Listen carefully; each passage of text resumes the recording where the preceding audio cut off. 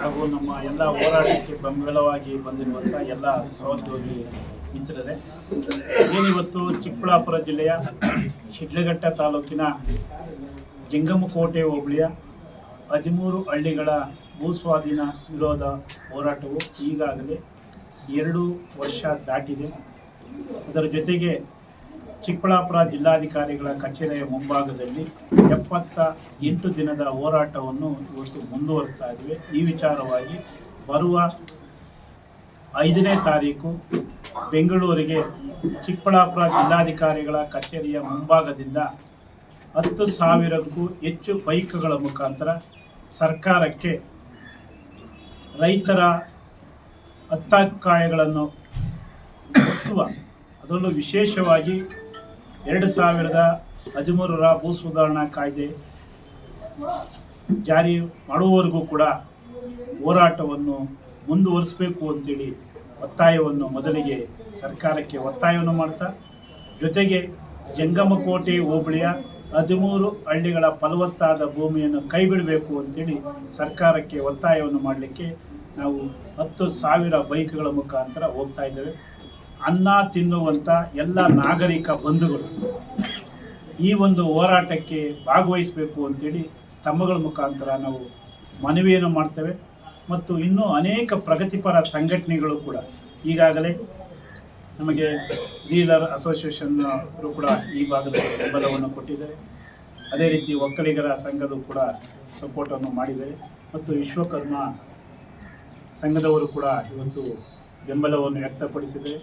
ಈಗಾಗಲೇ ಸಹಪಾಠಿ ನಮ್ಮ ವೆಂಕಟೇಶ್ ಅವರು ಕೂಡ ದಲಿತ ಸಂಘಟನೆಯಲ್ಲಿ ಸಕ್ರಿಯವಾಗಿ ಹಿಂದೆ ಇದ್ದಾರೆ ಮತ್ತು ಮಾನವ ಹಕ್ಕುಗಳ ಹೋರಾಟ ಸಮಿತಿ, ಕನ್ನಡ ಪರ ಸಂಘಟನೆಗಳವರು ಕೂಡ ಮತ್ತು ಇನ್ನೂ ಅನೇಕ ಪ್ರಗತಿಪರ ಸಂಘಟನೆಗಳು ಕೂಡ ನಮಗೆ ಸಪೋರ್ಟನ್ನು ಮಾಡ್ತಾ ಇವೆ. ಎಲ್ಲರಿಗೂ ಕೂಡ ನಿಮ್ಮಗಳ ಪರವಾಗಿ, ವೈಯಕ್ತಿಕವಾಗಿ ಸಂಘಟನೆ ಪರವಾಗಿ ಅಭಿನಂದನೆ ತಿಳಿಸ್ತೀನಿ. ಯಡಿಯೂರಪ್ಪನವ್ರು ಏನು ಈ ಕಾಯ್ದೆಯನ್ನು ಜಾರಿ ಮಾಡಿದಂಥ ಸಂದರ್ಭದಲ್ಲಿ ವಿರೋಧವಾಗಿ DK ಶಿವಕುಮಾರ್ ಅವರು ಮತ್ತು ಸಿದ್ದರಾಮಣ್ಣವರು ಇಂಥ ಒಂದು ಪತ್ರವನ್ನು ತೆಗೆದು ಸುಟ್ಟಾಕಿ ನಾವು ನಿಮ್ಮ ಜೊತೆಲೇ ಇರ್ತೀವಿ ಅಂತ ಹೇಳಿದಂಥ ಸಿದ್ದರಾಮಣ್ಣವರು, DK ಶಿವಕುಮಾರ್ ಅವರು ಇವತ್ತು ನಿಮ್ಮದೇ ಸರ್ಕಾರ ಇರೋದ್ರಿಂದ ನೀವು ಆ ಕಾಯ್ದೆಯನ್ನು ವಾಪಸ್ ಮಾಡಬೇಕು ಅಂತೇಳಿ ನಿಮ್ಮಗಳ ಮುಂದೆ ಒತ್ತಾಯವನ್ನು ಮಾಡ್ತಾ ಏನು ತಾವು ಬಂದಿದ್ದೀರಿ, ಒಂದೊಂದು 50 ಬೈಕ್ ತಾವು ತಲೆಯಲ್ಲಿ ಇಟ್ಕೊಂಡ್ಬಿಟ್ರೆ ನಾವು 10,000 ಬೈಕ್ ನಮಗೇನು ದೊಡ್ಡ ಮನಸ್ಸಲ್ಲ. ಈ ವಿಚಾರವಾಗಿ ರಾಜ್ಯ ವ್ಯಾಪ್ತಿ ಕೂಡ ರೈತರು ಬರೋದ್ರಿಂದ ತಾವೆಲ್ಲರೂ ಕೂಡ ನೀವು ಬರ್ತೀರಿ ನಮ್ಮ ತಾಲೂಕಿನವರು, ಅದರಲ್ಲಿ 2 ಮಾತಿಲ್ಲ. ಆದರೆ ನೀವು ಟೈಮ್ ಬಿಟ್ಟು ಬರ್ತೀರಿ. ಇಲ್ಲಿರೋರು ಎಲ್ಲರೂ ಸೇರಿ 9 ಗಂಟೆಗೆ ನಾವು ಜಿಲ್ಲಾಧಿಕಾರಿಗಳ ಕಚೇರಿ ಮುಂಭಾಗಕ್ಕೆ ನಾವೆಲ್ಲರೂ ಇರಬೇಕು. ದಯಮಾಡಿ ಎಲ್ಲರೂ ಕೂಡ ಹೆಲ್ಮೆಟ್ ಹಾಕ್ಕೊಂಡು ಬನ್ನಿರಿ.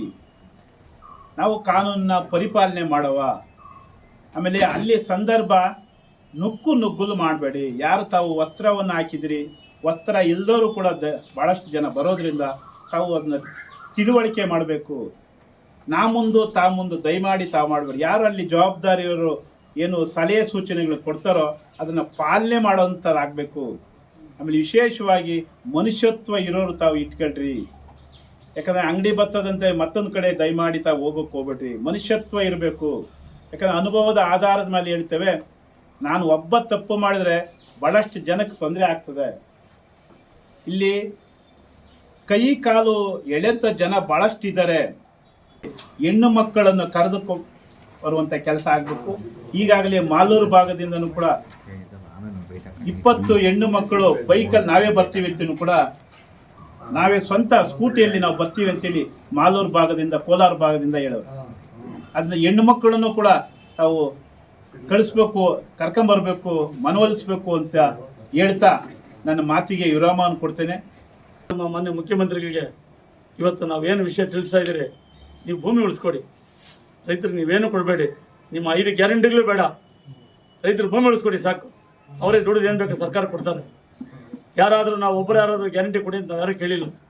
ನೀವು ನಿಮ್ಮ ಸರ್ಕಾರದ ರಚನೆಗೋಸ್ಕರ ಈ ಗ್ಯಾರಂಟಿಗಳನ್ನ ಸೃಷ್ಟಿ ಮಾಡಿ ನಾವು ರೈತರಿಗೆ ಗ್ಯಾರಂಟಿ ಕೊಟ್ರಿ. ನಾವು ರೈತರ ಸರ್ಕಾರ, ರೈತರ ಬೆನ್ನೆಲುಬು ಬಂದಿದ್ದೀವಿ. ರೈತರ ಭೂಮಿನ ಕಿತ್ಕೊಂಡ ಮೇಲೆ ಏನು ಮಾಡೋದು? ಬೇಡ ಅನ್ನಲಿಲ್ಲ. ಇವತ್ತು ಎಲ್ಲರೂ ಕೂಡ ಕೈಗಾರಿಕೆ ಯಾರು ರೈತರು ವಿರೋಧಿಗಳಿಲ್ಲ. ಆ ನಿಟ್ಟಿನಲ್ಲಿ ಇವತ್ತು ಇದೇ ನಮ್ಮ ನಮ್ಮ ಮಂತ್ರಿಗಳು ಅವ್ರದ್ದೇ ತಾಲೂಕಲ್ಲಿ ಕೈಗಾರಿಕೆಗಳು ಮಾಡ್ತಾ ಇದ್ದಾರೆ. ಎಂಥ ಭೂಮಿಯಲ್ಲಿ ಮಾಡ್ತಾ ಇದ್ದಾರೆ? ಇಂಟೇಷಣ ಇವತ್ತು ಬೆಟ್ಟಗುಡ್ಡ ಬರಡು ಭೂಮಿಯಲ್ಲಿ ಮಾಡ್ತಾ ಇದ್ದಾರೆ. ಯಾಕೆ ಅಲ್ಲಿ ಯಾಕೆ ಮಾಡಬಾರ್ದಾಗಿತ್ತು ವ್ಯವಸಾಯ ರೈತರದ್ದು? ಅವ್ರ ತಾಲೂಕು ಒಂದೇ, ನಮ್ಮ ತಾಲೂಕು ಒಂದೇ. ಹಂಗಾಗಿ ಇವತ್ತು ನಾವು ಮಂತ್ರಿಗಳಲ್ಲೂ ಮನವಿ ಮಾಡೋದು ಒಂದೇ, ಶಾಸಕರಲ್ಲೂ ಮನವಿ ಮಾಡೋದು ಒಂದೇ, ರೈತರ ಮೇಲೆ ಎಲ್ಲ ರೈತರನ್ನು ಒಗ್ಗಟ್ಟ ಪರಿಗಣಿಸಿ, ರೈತರಿಗೆ ಯಾವುದೇ ಪಕ್ಷ ಇಲ್ಲ, ಯಾವುದೇ ಜಾತಿ ಇಲ್ಲ, ರೈತ ಸಂಘ ಅನ್ನೋದ್ರಿಗೆ ಜಾತಿ ಪಕ್ಷ ಎರಡೂ ಇಲ್ಲ.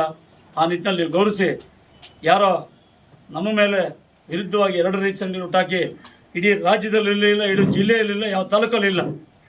ಮತ್ತು ವೆಂಕಟೇಶ್ವರ ಹೇಳ್ದಂಗೆ ಇದೆಲ್ಲರೂ ಕೂಡ ನೋಡ್ತಾ ಇದ್ದಾರೆ, ಎಲ್ಲ ಸಾರ್ವಜನಿಕರು ನೋಡ್ತಾ ಇದ್ದಾರೆ.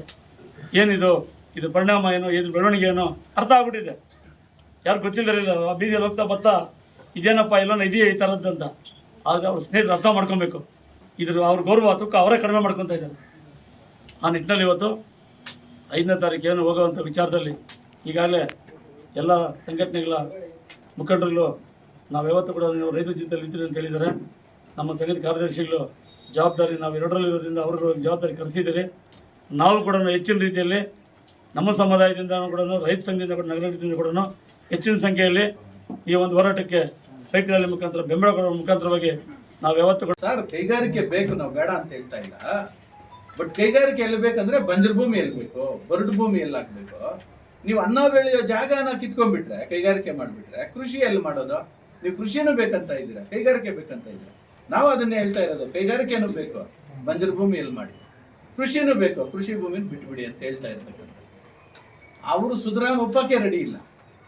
ಯಾಕಂದ್ರೆ ಈ ಆಡಳಿತ ವ್ಯವಸ್ಥೆ ಹೆಂಗಾಗಿದೆ ಅಂದ್ರೆ, ಮೇಲೆ ಇರೋನು ಯಾರೋ ಒಬ್ಬ ಮೇಲೆ ಇರೋನು ಯಾರಾದ್ರೂ ಆಗಿರ್ಬೋದು, ಅದನ್ನೇನು ಹೇಳಿದ್ರೆ ಅದೇ ವೇದವಾಕ್ಯ ಅಂತ ಅಧಿಕಾರಿ ವರ್ಗ ನಂಬ್ಕೊಂಡು ಕುತ್ಕೊಂಡ್ಬಿಟ್ಟಿದೆ.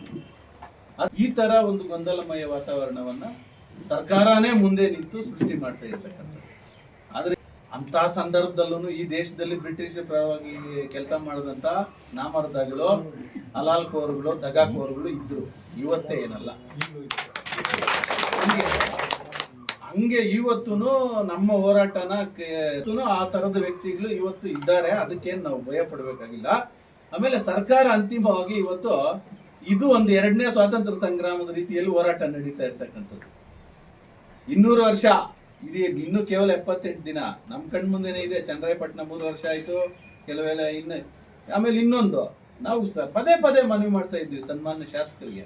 ಅಲ್ಲಿ ಕುಮಾರಣ್ಣನು ಪಾಪ ನಿಖಿಲ್ ಕುಮಾರಣ್ಣ ಗಂಟ್ಲು ಹರ್ಕೊಂಡು ಏನು ಈ ಹೋರಾಟ ಸ್ಟಾರ್ಟ್ ಮಾಡವ್ರೆ, ಬಿಡದಿ ರೈತರು ಬಿಟ್ಬಿಡ್ಬೇಕು, ನಮ್ದು ರೈತರ ಪಕ್ಷ ಅಂತ. ನಾವು ಅದನ್ನೇ ಹೇಳಿದ್ ಸನ್ಮಾನ್ಯ ಶಾಸಕರಿಗೆ, ನಿಮ್ದು ರೈತರ ಪಕ್ಷ ಸ್ವಾಮಿ, ಇಲ್ಲಿ ರೈತರ ಪರವಾಗಿ ನಿಂತ್ಕೊಳ್ಳಿ.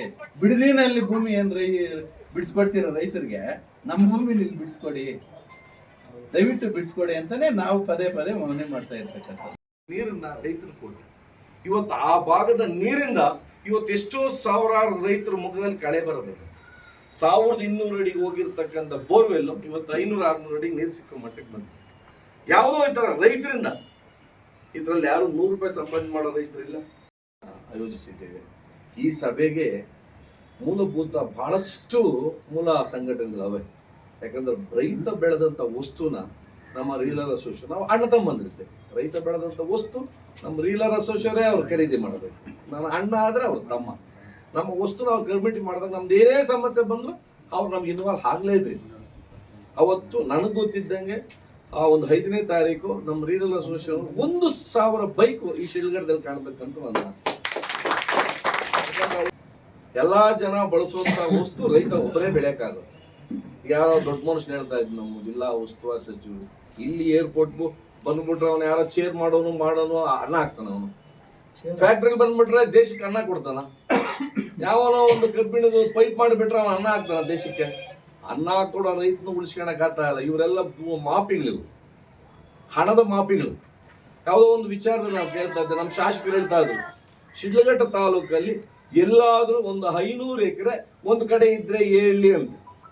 ನಾವು ಹೋಗಿ 2,500 ಎಕರೆ ಸೈಲೆಂಟ್ ಮಾಡ್ರಿ ಸ್ವಲ್ಪ.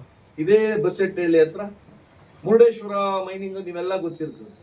ಇವತ್ತು ಆ ಮುರುಡೇಶ್ವರ ಮೈನಿಂಗ್ ಮಾಡೋದು ಗೌರ್ಮೆಂಟ್ ಹ್ಯಾಂಡ್ ಓವರ್ಗೆ ಆ ಜಾಗ ಹೋಗಿ. 2 ಜಮಕೋಟೆ ಭಾಗದಲ್ಲಿ 500 ಎಕರೆ 20 ವರ್ಷಗಳಿಂದ ನಮ್ಮಲ್ಲಿ ದರ್ಖಾಸ್ ಕಮಿಟಿ ಇಲ್ಲ, ಮತ್ತೊಂದಿಲ್ಲ, ಏನು ಇಲ್ಲ. ಆ ರೈತರು ಅದನ್ನ ಮಾಡ್ಕೊಂಡವ್ರು. ಆ ಜಾಗನ ಶ್ರೀಮಂತರು ಯಾರಿಲ್ಲ ಆ ಜಾಗದಲ್ಲಿ, ಬರೀ ಬಡವರು ಇರೋದು. ಇವತ್ತು ಅವನು ಯಾರೋ ಕಂಪನಿ ಮಾರಾಟ ಮಾಡೋ ಬದಲು ಆ ಬಡ ರೈತರಿಗೆ ಆ ಜಾಗನ ಒಂದು ಸಾಗುವಳಿ ಚೀಟಿ ಕೊಟ್ರೆ ಬಿ ಎನ್ ರವಿಕುಮಾರ್ ಇರುವ ತನಕ, ಬದುಕಿರುವ ತನಕ ಆ ರೈತರು ಆತನ ಫೋಟೋ ಹಾಕ್ಬೇಕು. ಒಬ್ಬ MLA ಮಾಡಬೇಕಾಗಿರೋಂಥ ಕೆಲಸ, ರೈತರನ್ನ ಉಳಿಸ್ಕೊಬೇಕಾಗಿರೋ ಕೆಲಸ ಇದು ಒಂದೇ ಇರೋದು. ನಾವು ಆತನ ಕಳಕಳಿಯಿಂದ ಬೇಡ್ಕೊಂತೀವಿ, ಆ ಜಾಗನ ಬಿಟ್ಟು ಈ ಜಾಗಕ್ಕೆ ಬರ್ರಿ.